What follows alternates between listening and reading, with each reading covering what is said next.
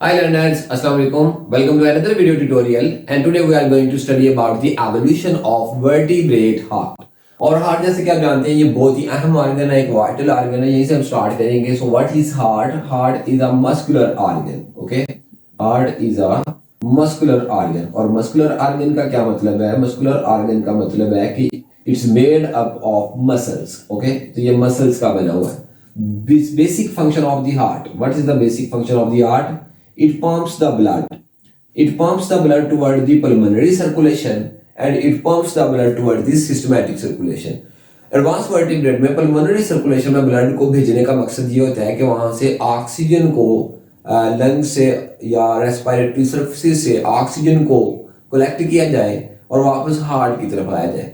After that heart blood को pump करता है to all parts of the body tissues. Okay, ताकि वहां जो है ऑक्सीजन को पहुंचाया जा सके, सेलुलर रेस्पिरेशन पॉसिबल हो सके, सबस्ट्रेट से एनर्जी जो एक्सट्रैक्ट करना है उसका पॉसिबल बनाने के लिए ब्लड जो है वो पंप किया जाता है to all part of the body tissues.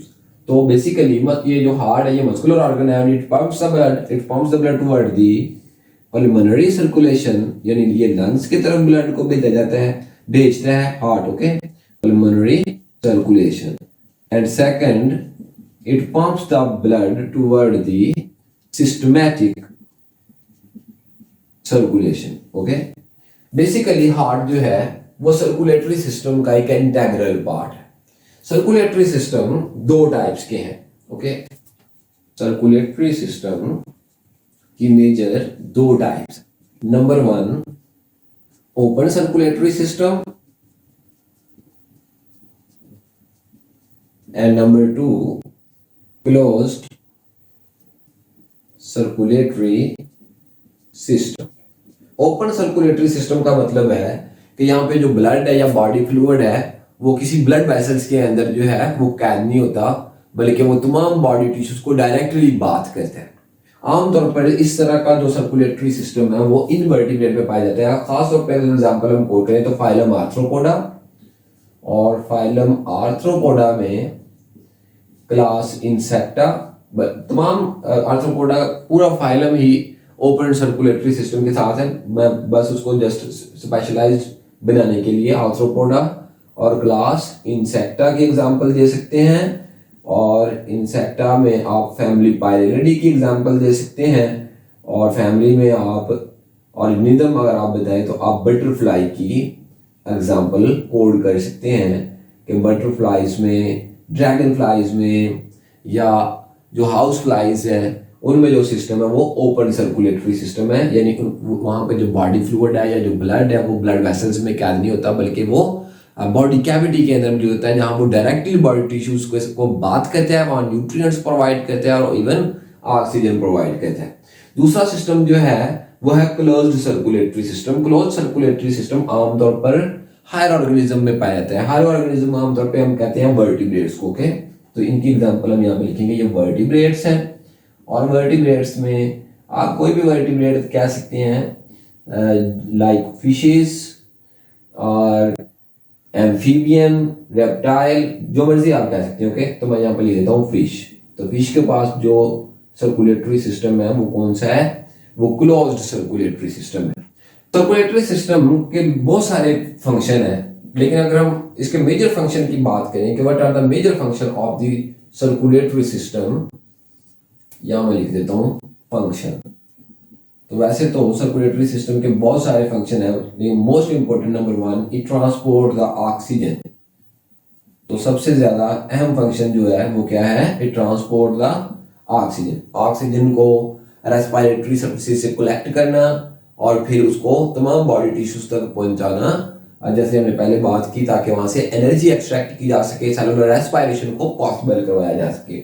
Number 2 जो अहम फंक्शन है, इट ट्रांसपोर्ट द न्यूट्रिएंट्स, यानी डाइजेस्टिव सिस्टम से न्यूट्रिएंट्स को कलेक्ट करना और तमाम बॉडी टिश्यूज तक उन न्यूट्रिएंट्स को पहुंचाना। Transport the nutrients. एक और मेजर फंक्शन की बात करते हैं, it transport the endocrine hormone. Okay, तो आमतौर पर ये हार्मोन्स को, उनके जैसे ग्लैंड्स है, there are different type of glands, ये डिफरेंट टाइप ऑफ ग्लैंड से हार्मोन्स को लेता है एंड ट्रांसपोर्ट करता है उनके जो टारगेटेड सेल्स हैं वहां तक। Number 4, it's also part of immunity. Okay, circulatory system में जैसे आप जानते हैं कि वहां पे व्हाइट ब्लड सेल्स हैं, तो ये it's a part of immunity, या हम ये भी कहते हैं it provides defence system, it provides defence system. पांचवा अहम फंक्शन है कि it's the link with directly linked with lymphatic system. Okay, it's directly linked with circulatory system जो है वह डायरेक्टली लिम्फेटिक सिस्टम के साथ, लिम्फेटिक सिस्टम भी इम्यून सिस्टम का ही एक पार्ट है। Okay, lymphatic system.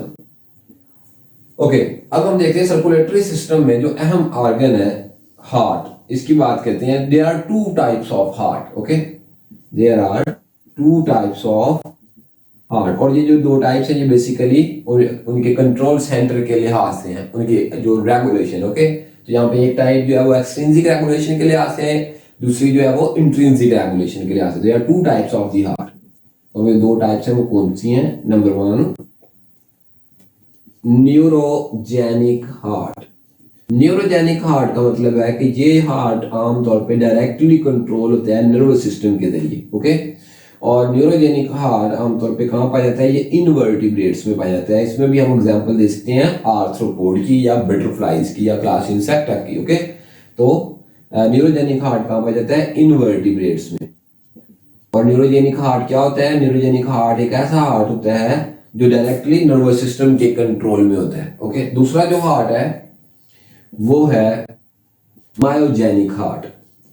दूसरी टाइप जो है वो है मायोजेनिक। मायो का मतलब है मसल्स, तो बेसिकली ये हार्ट जो है ये इस तरह के मसल्स का बना हुआ है जो कि आमतौर पर सेल्फ एक्साइटेटरी होते हैं। ओके, तो ये है मायोजेनिक हार्ट, यानी इसके लिए नर्वस सिस्टम, इसको नर्वस सिस्टम डायरेक्टली कंट्रोल नहीं करता, या नर्वस सिस्टम को एज अ कंट्रोल सेंटर इस्तेमाल नहीं किया जाता, या इसको नर्वस सिस्टम के कंट्रोल की जरूरत नहीं है, ये अपने आप को खुद कंट्रोल कर सकता है। तो चूंकि इसके पास कुछ इस तरह के मसल्स होते हैं, इस तरह के सेल्स होते हैं जो कि इसको सेल्फ एक्साइट करते हैं, तो ये बेसिकली इंट्रिंसिक रेगुलेशन है, ये अपनी रेगुलेशन के लिहाज से खुद मुख्तार, तो ऑटोनोमस है। ओके, जबकि न्यूरोजेनिक हार्ट जो है ये ऑटोनोमस नहीं है, ये नर्वस सिस्टम पे डिपेंड करता है, जबकि मायोजेनिक हार्ट जो है ये ऑटोनोमस है।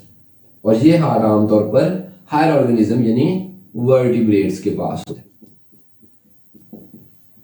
ओके, अब हम इस लेक्चर में देखेंगे basic parts of the heart. Okay, तो वैसे तो हर ऑर्गेनिज्म, बल्कि हर क्लास के अंदर, जैसे हमारे पास अगर वर्टिब्रेट्स हैं तो वर्टिब्रेट्स में फिशेस भी हैं, एम्फीबियंस भी हैं, रेप्टाइल्स भी हैं, और हमारे पास मैमल्स भी हैं। तो हर एक के अपने अपने डिफरेंट पार्ट्स हैं, लेकिन कुछ पार्ट्स ऐसे हैं जो कि यूनिवर्सल हैं, तमाम जानवरों में एक जैसे। खासतौर पर वर्टिब्रेट्स के लिहाज से अगर हम देखें तो जो चैम्बर्स हैं हार्ट के, जो चैम्बर्स हैं वो कौन कौन से हैं? एट्रिया, नंबर 1 एट्रियम या एट्रिया या आरिकल्स भी कह सकते हैं। नंबर 2, इनकी तादाद डिफरेंट ग्रुप्स में, डिफरेंट ग्रुप जो एनिमल्स के हैं उनमें मुख्तलिफ हो सकती है, लेकिन अलबत्ता ये चैम्बर, हार्ट का ये चैम्बर जो है ये मौजूद है। Okay, basically it collects the blood, it receives the blood. Number 2 ventricles. Number 3 sinus venosus. Number 4 conus आर्टरियोसिस। Conus आर्टरियोसिस को आप बल्बस आर्टरियोसिस भी कह सकते हैं, अलबत्ता दोनों में लिटिल बिट डिफरेंस है। There is a difference between the conus arteriosus and the bulbus arteriosus, जो कि इनके बेसिक स्ट्रक्चर और टेक्सचर का फर्क होता है।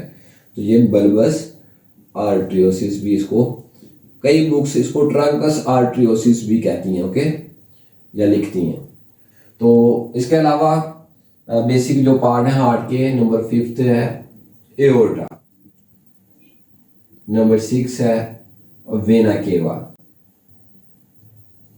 नंबर 7 है, यहां मैं इधर मेंशन करता हूं, नंबर 7 कोरोनरी आर्टरीज। तो ये बेसिक टर्म्स हैं या बेसिक पार्ट्स हैं जिनको हम evolution of the vertebrate heart में देखेंगे। ओके, इसके बाद डायरेक्ट हम एवोल्यूशन के टॉपिक की तरफ जाएंगे। अगर आपने अभी तक हमारा चैनल सब्सक्राइब नहीं किया हुआ तो यहाँ रेड कलर का नीचे बटन नजर आ रहा होगा, वहां क्लिक करके सब्सक्राइब कर लीजिए, बेल आइकन भी प्रेस कर दीजिए ताकि आपको हर वीडियो का नोटिफिकेशन बर वक्त मिल सके। और अगर वीडियो पसंद आए तो लाइक करना मत भूलिएगा। बहुत शुक्रिया।